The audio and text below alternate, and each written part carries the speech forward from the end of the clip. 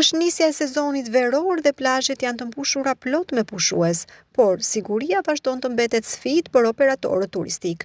Mungesa e fuqisë punëtore dhe mosmarrja e masave nga ana tjetër për vendosjen e sigurisë nga ana e institucioneve bëjnë që edhe këtë vit siguria në plazhe të ketë probleme.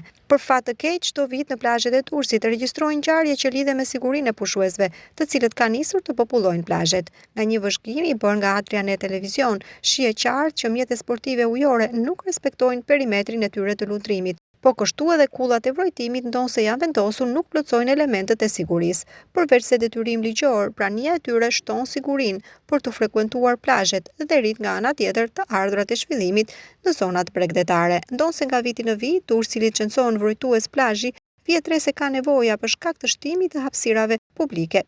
Vrojtuesit mungojnë dhe në ato pak plazhe që kanë ngelur për qytetarët. Në plazhe pa vrojtues mungon edhe sinjalistika për të orientuar pushuesit ku dhe deri kur është notimi i sigurt. Vendimi i Këshillit të Ministrave është i qartë, por nuk zbatohet. Çdo subjekt duhet të ketë një vrojtues dhe distanca me tyre është 80 metra. Pika e vrojtimit duhet të ketë të gjitha pajisjet që nga kutia e ndihmës së shpejtë vrojtuesi duhet të jenë aktiv për të gjithë kohën që stacioni është i hapur, por pikat e vrojtimit janë bosh ose shërbejnë si vende lojra për fëmijët. Kontrollet mungojnë ndërsa deti çdo sezon merr jetë njerëzish.